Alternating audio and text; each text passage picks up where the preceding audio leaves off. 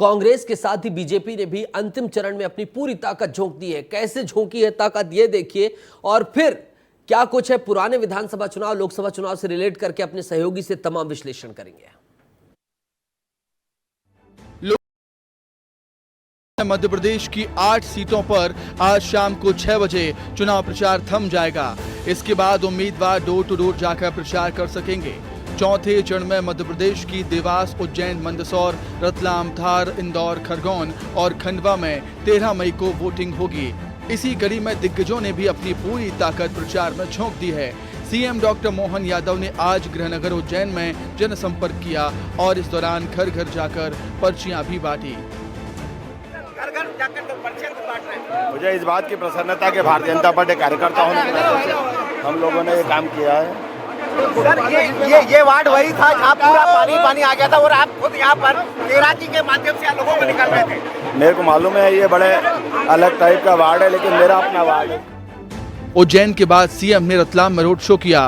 Road show में CM ने रथ में सवार होकर गदा भी घुमाया। सीएम ने जावरा में रोड शो किया और बीजेपी प्रत्याशी अनिता नागर सिंह चौहान के लिए प्रचार प्रसार किया। बीजेपी एक्शन में है तो कांग्रेस भी कोई कसर नहीं छोड़ना चाहती।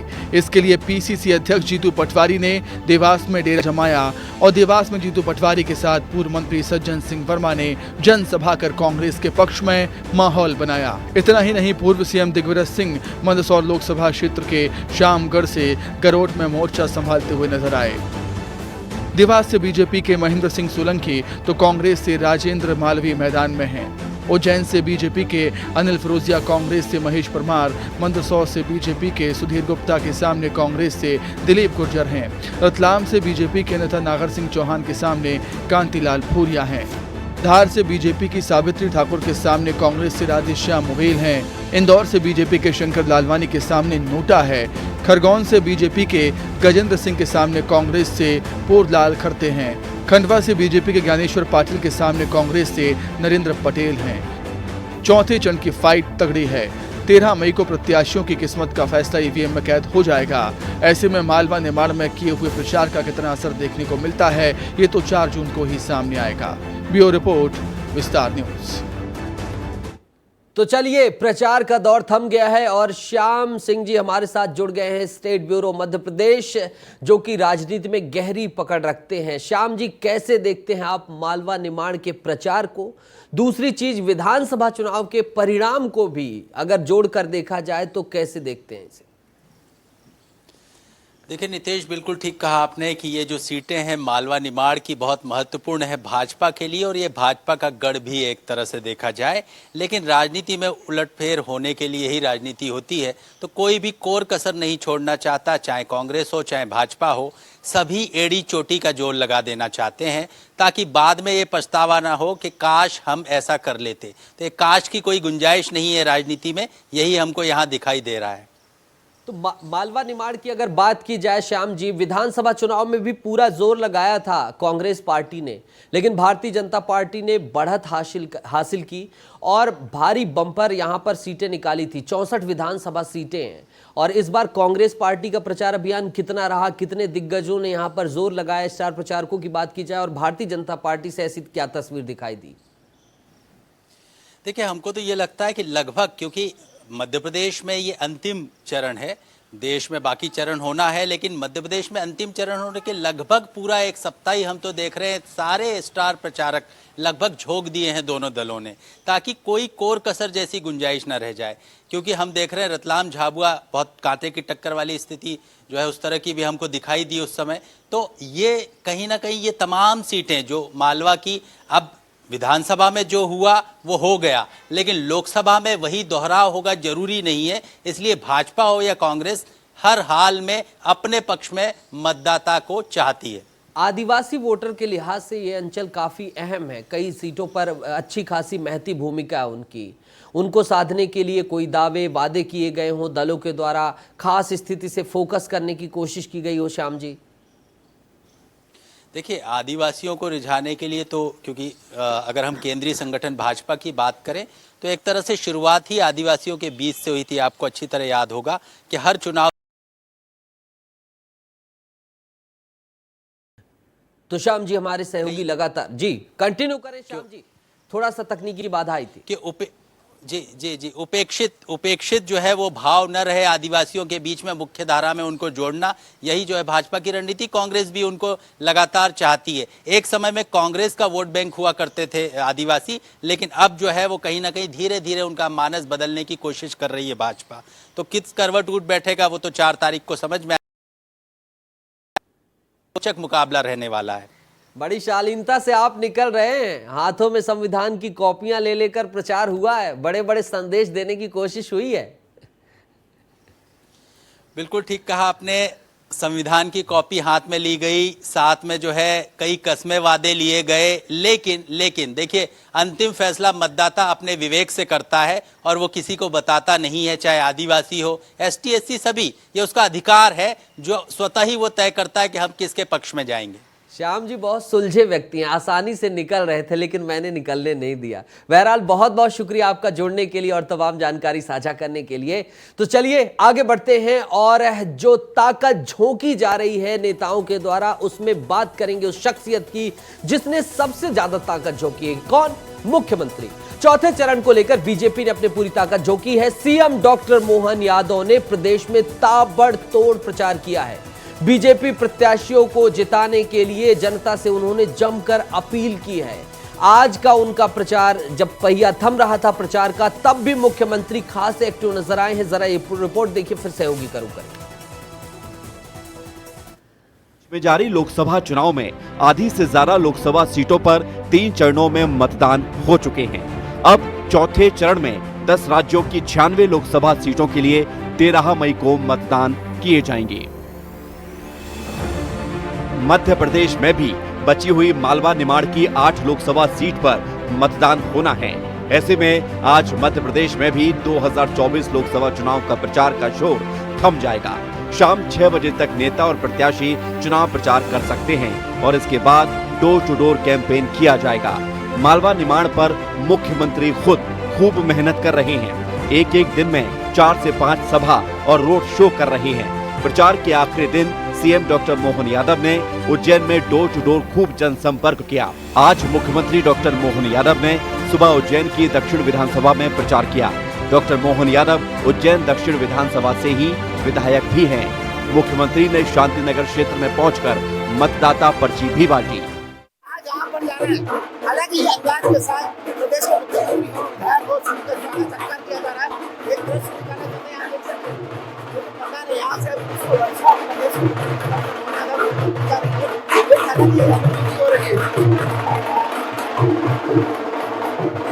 के दीवाने सर, आज मुख्यमंत्री जी की पर्चियां बांट रहे, क्या कहेंगे?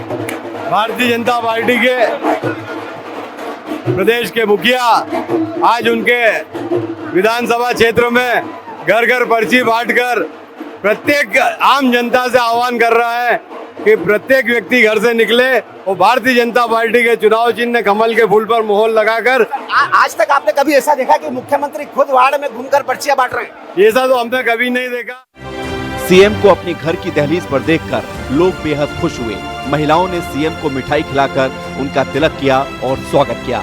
आखिरी दिन हो रहे इस तरह के अलग कैंपेन को देखकर लोग बेहद उत्साहित दिखे और अपने घरों से सीएम के ऊपर पुष्प वर्षा कर उनका स्वागत किया। घर घर जाकर पर्चियां बांट रहे हैं। मुझे इस बात की प्रसन्नता के भारतीय जनता पार्टी कार्यकर्ता होने के नाते से हम लोगों ने ये काम किया है। सर, ये वार्ड वही था जहाँ पूरा पानी आ गया था और आप खुद यहाँ पर तैराकी के माध्यम से लोगों को निकाल रहे थे। मेरे को मालूम है ये बड़े अलग टाइप का वार्ड है, लेकिन मेरा अपना वार्ड है। इस प्रकार एक इकलौते प्रदेश के मुख्यमंत्री ऐसे हैं जहां पर खुद पर्चियां बांट यहाँ पर स्वागत सत्कार किया जा रहा है। आप देखते हैं महिलाएं भी उनकी आरती उतार रही है, आरती के साथ उनको आशीर्वाद दिया जा रहा है। खुद यहाँ पर महिलाओं को कराते हुए नजर आ रहा है। मोहन यादव की जो छवि है वैसी ही छवि का अंदाज दिखाई दे रहा है। सीएम का इस दौरान तुलादान भी किया गया। ढोल नगाड़े और उत्साह के साथ सीएम को अपने बीच देखकर लोग बेहद खुश नजर आए। कार्यकर्ताओं ने कहा कि सीएम आज एक कार्यकर्ता के तौर पर भी अपना योगदान दे रहे हैं। ये सामान्य कार्यकर्ता से लेकर के उच्च पदासीन पदाधिकारी सबकी ड्यूटी है और यही पार्टी का विचार है और इसीलिए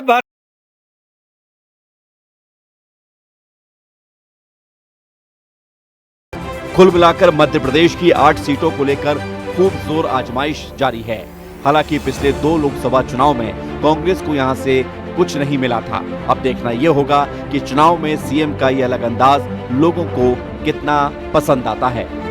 ब्यूरो रिपोर्ट, विस्तार न्यूज। बाबा महाकाल की नगरी से सीधा हमारे सहयोगी संतोष जी जोड़ेंगे। संतोष भाई, क्या कौन सी पर्चियां बांट रहे थे? अमूमन दर्शक नहीं समझ पाते, जरा समझा दीजिए कौन सी पर्चियां मुख्यमंत्री बांट रहे थे और इतना ज्यादा उज्जैन में उन्होंने प्रचार प्रसार इस बार क्यों किया भाई? बिल्कुल नीतीश, बताना चाहिए कि मुख्यमंत्री डॉक्टर मोहन यादव का जो गृह नगर है, यहाँ पर कार्यकर्ता उनके दीवाने भी हो चुके हैं। और जिस प्रकार जब से उन्होंने शपथ लिए तब से पूरे प्रदेश में जिस प्रकार लोकसभा चुनाव का बिगुल बजा, लगातार तूफानी दौरे कर रहे हैं। और उसके बाद नंबर था तो मालवा निमाड़ का। मालवा निमाड़ में भी लगातार तूफानी दौरे कर रहे हैं, कभी रोड शो के माध्यम से तो कभी घर घर जाकर दस्तक प्रदेश के मुख्यमंत्री खुद दे रहे हैं। क्योंकि कहीं ना कहीं जिस प्रकार मोदी की गारंटी है, मोदी का नारा है 400 पार, तो कोई भी कसर प्रदेश के मुख्यमंत्री डॉक्टर मोहन यादव छोड़ना नहीं चाहते। क्योंकि मध्य प्रदेश में 29 सीटें आती है तो मालवा निमाड़ में कहीं ना 8 सीटें हैं जो महत्वपूर्ण होती हैं। क्योंकि सरकार बनाने में मालवा निमाड़ सबसे बेहद अहम भूमिका निभाता है। इसीलिए प्रदेश के मुख्यमंत्री की निगाह जो है सीधे सीधे मालवा और निमाड़ पर रखी हुई है। और ख़ास बात करें तो उज्जैन, क्योंकि गृह नगर भी आता है और गृह नगर से अगर उनकी साथ जुड़ी रहती है। सांसद अनिल फिरोजिया पिछली बार भी सांसद थे और इस बार मैदान में वापस से बैठे हुए हैं। उनको जीत कम से कम 5 लाख की चाहिए, इसीलिए ताबड़तोड़ यहाँ पर रोड शो भी किया, घर घर जाकर दस्तक भी दी। और मतदान पर्चियाँ, ये हनुमान देखा जाता है कि कार्यकर्ताओं का काम रहता है कि घर घर जाकर दाताओं को अपील करें कि आपको मतदान करना है। लेकिन आज खुद कार्यकर्ता के रूप मुख्यमंत्री कार्यकर्ता बनकर घर घर जाकर दस्तक दे रहे हैं। घर पर जिस प्रकार उनके पलक पावड़े बिछाकर जनता ने भी स्वागत सत्कार किया, अभिवादन किया है। घर घर में प्रदेश के मुख्यमंत्री की आरती उतारी गई, मिठाइयां बंटी गई, मिठाइयां तो कुल महिलाओं को मिलाकर वो एक झलक भी दिखाई दे रही संतोष। जब मुख्यमंत्री उन्हें बनाया भी गया था तो यही चीज आ रही थी कि एक दरी बिछाने वाले को सीएम बनाया भी जा सकता है और एक सीएम को सामान्य जिम्मेदारी भी सौंपी जा सकती है, पूर्व सीएम भी बनाया जा सकता है। पहली चीज तो ये संदेश भी था। और दूसरी चीज, पहला लोकसभा चुनाव है जो इनके नेतृत्व में लड़ा जा रहा है, तो कहीं ना कहीं डॉक्टर मोहन यादव की प्रतिष्ठा भी, साख भी सामने आ रही है। बिल्कुल नीतीश, क्योंकि गृह मंत्री गृह नगर आता है और मुख्यमंत्री डॉक्टर मोहन यादव जिस प्रकार लगातार जैसे ही चुनाव का बिगुल बचा है, एक दिन भी कहीं ना कहीं वो अपने बंगले पर नहीं रुके हैं। ताबड़तोड़ 29 की 29 विधानसभा में पहुंचे हैं। 29 सीटों को जीतने का उनका जो लक्ष्य है उसी को आगे बढ़ाते हुए चल रहे हैं। और मालवा निमाड़ खास कर क्योंकि उनका गृह नगर भी आता है उज्जैन, आलोट संसदीय क्षेत्र है, कहीं ना कहीं इंदौर में भी गए थे, धार में भी गए और रतलाम में भी गए। लगातार कहीं ना कहीं जिस प्रकार मंदसौर और इस साइड तो ताबड़तोड़ दौरे किए, तो कहीं ना कहीं ये जीत कोई भी उन्होंने कोर कसर नहीं छोड़ी और जमकर प्रचार किया है। 13 तारीख को मतदान है और 4 तारीख को परिणाम आएंगे। सबसे तेज सबसे पहले विस्तार न्यूज में मिलेंगे और संतोष यूं ही उज्जैन से जानकारी साझा करते हुए दिखाई देंगे। संतोष, जुड़ने के लिए, तमाम जानकारी देने के लिए बहुत बहुत शुक्रिया। तो विस्तार न्यूज की यही खासियत है, जो भी बारीकी हो, जो भी गहराई हो, हर खबर की वो आप तक पहुंचनी चाहिए, वो भी कहां से? आपके शहर के रिपोर्टर से। आगे बढ़ेंगे और सियासत से जुड़ी हुई ही खबर अगली लेंगे, जो कि है कांग्रेस नेता कांतिलाल भूरिया और जीतू पटवारी माफ कीजिएगा, उनके बयान को लेकर। पीसीसी अध्यक्ष हैं मध्य प्रदेश के और जीतू पटवारी और कांतिलाल भूरिया के बयान पर राजनीतिक गलियारों में सियासी पारा हाई हो गया। बीजेपी ने भूरिया और पटवारी के बयान पर चुनाव आयोग में दस्तक दी है। बीजेपी ने चुनाव आयोग में शिकायत की है कि कांग्रेस के नेताओं पर सख्त से सख्त कार्रवाई की जाए। भारतीय जनता पार्टी के डेलीगेशन ने मुख्य निर्वाचन पदाधिकारी अनुपम राजन से मिलकर शिकायत की है। और क्या कुछ जानकारी है, क्या कुछ तमाम इसके सियासी पहलू हैं, इसको बताने के लिए सूरज तिवारी हमारे सहयोगी सीधा जुड़ गए हैं भोपाल से। सूरज, कौन कौन गया था प्रतिनिधिमंडल शिकायत करने? क्या शिकायत की गई, क्या आश्वासन मिला?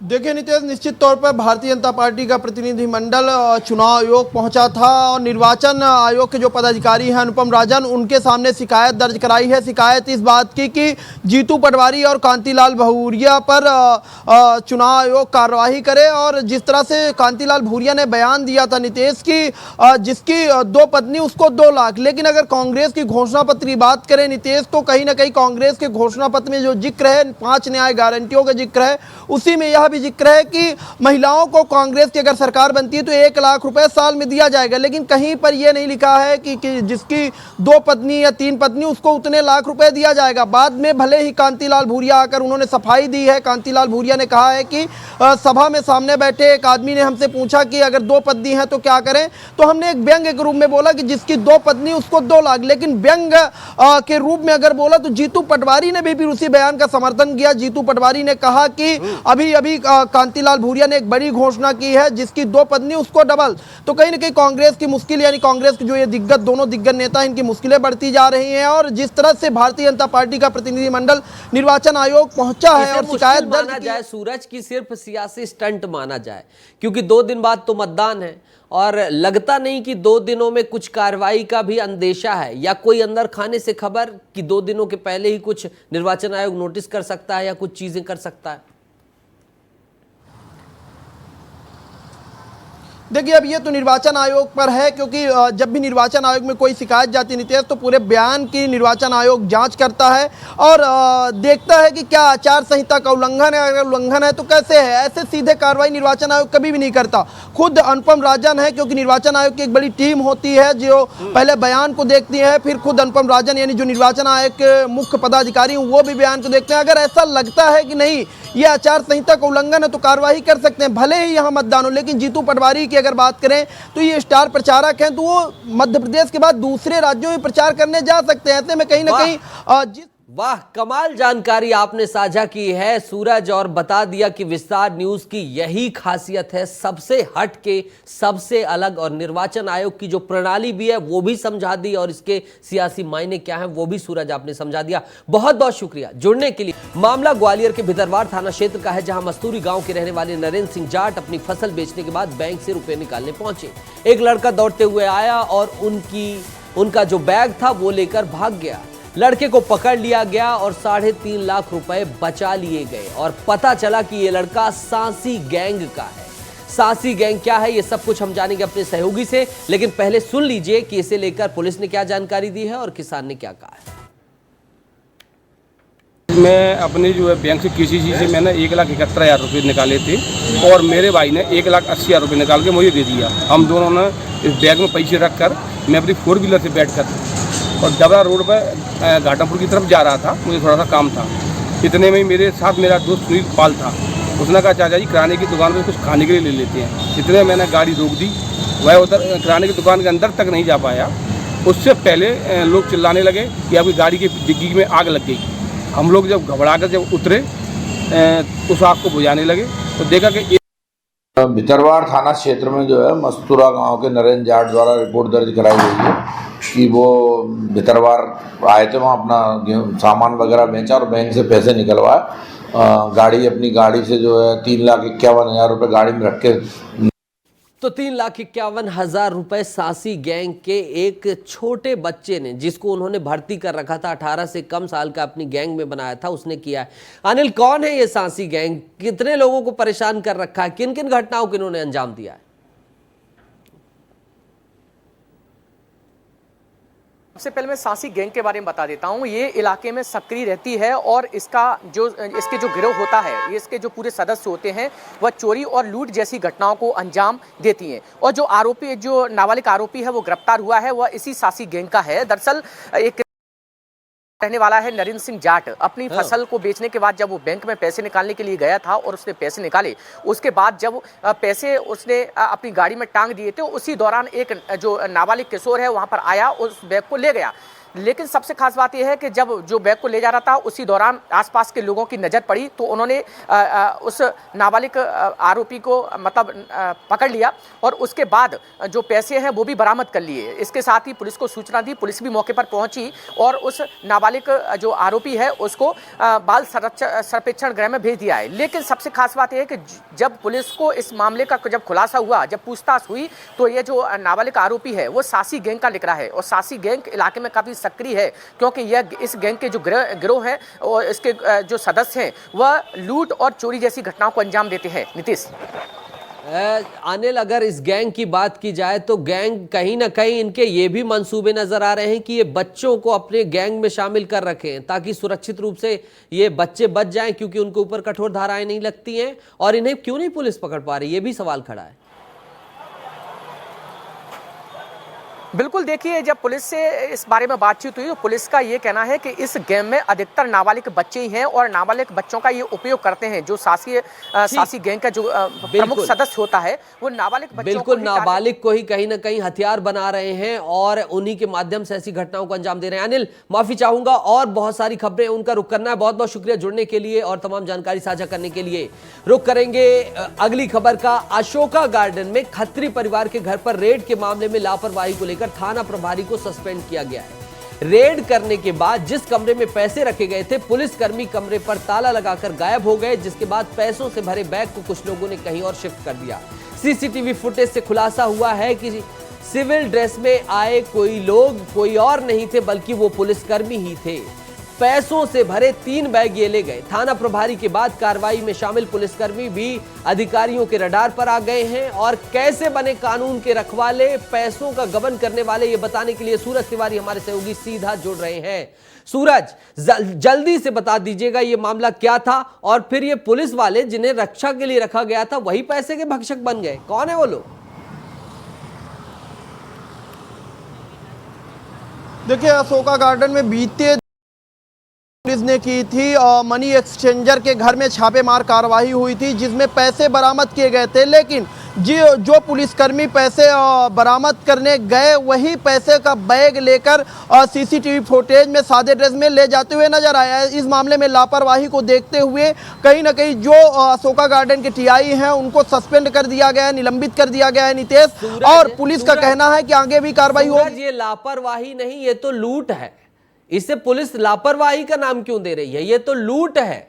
अगर इसे साफ शब्दों में कहा जाए पुलिस के विरुद्ध भी तो वही कार्रवाई होनी चाहिए। ये तो लूट है, लूट का धन उन्होंने लूट मचा दी और उनके ऊपर अभी लापरवाही की बात कही जा रही है। उनका जिन्हें पकड़ा गया कितनी राशि पकड़ी गई है, क्या कुछ अभी इस पर भी जानकारी? देखिए, निश्चित तौर पर जिस तरह से पूरा मामला है, जांच चल रही है और जांच के बाद कई और पुलिसकर्मी सस्पेंड हो सकते हैं जो उस वक्त कार्रवाई के बाद वक्त में मौजूद थे। मामला ये है नीतीश की, जब कार्रवाई हो रही थी तब टीआई वहां पर छापेमार कार्रवाई करने के लिए अपनी टीम के साथ गया, लेकिन वरिष्ठ अधिकारियों को लगभग 1 से 2 घंटे बाद सूचना दी गई। टीआई ने खुद वहां पर जिस कमरे में पैसा मिला ताला बंद करके वो चले गए। फिर कुछ समय बाद सीसीटीवी फुटेज में 2 से 3 ऐसे हैं जो लोग सादे ड्रेस में बैग से 3 बैग में पैसे लेकर जाते हुए नजर आ रहे हैं। बाद में पता चला कि ये 3 जो सादे ड्रेस में लोग जा रहे हैं वो पुलिसकर्मी है। पूरे मामले की हरि नारायण चारी मिश्र ने कहा, जो पुलिस कमिश्नर हैं, जांच चल रही है, हाई लेवल जांच जारी है और उम्मीद है कि जांच के बाद जो ये लूट मचाई गई है उसका खुलासा किया जाएगा और जो भोपाल पुलिस की वर्दी में दाग लगा है उसे दूर किया जाएगा। सूरज, महत्वपूर्ण जानकारी के लिए बहुत बहुत शुक्रिया आपका। इधर छत्तीसगढ़ के बिलासपुर में मिलावटखोरी को लेकर बड़ा मामला सामने आया है। खाद्य सुरक्षा विभाग की टीम ने यहां के बड़े और नामी होटलों में खाने पीने में जो जांच की, उनके सैंपल्स लिए, उसमें भारी लापरवाही का मामला आया है। लगभग 15 संस्थानों से उठाए गए खाने पीने के सैंपल फेल हुए हैं। उन संस्थानों के खिलाफ जुर्माने की कार्रवाई भी की गई है। गंभीर बात यह है कि खाने पीने के पदार्थ में मिलावट का मामला सिर्फ सूखे सामान में नहीं बल्कि बनाकर बेचने वाले पदार्थों में भी पाया गया है। खाद्य सुरक्षा विभाग की टीम के प्रभारी मोहित बेहरा और अविशा मरावी की टीम ने यह कार्रवाई की।